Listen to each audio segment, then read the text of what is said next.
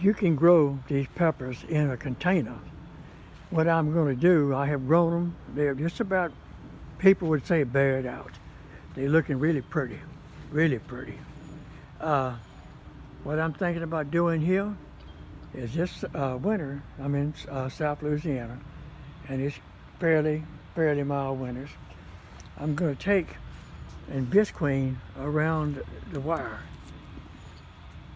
like a miniature outside greenhouse, and I'm going to put these peppers on into next year.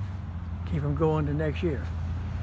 It can be done a lot better in a greenhouse. You just take and put them in a greenhouse and keep them moist and keep them maintained, and they'll bear sometimes 2 or 3 years.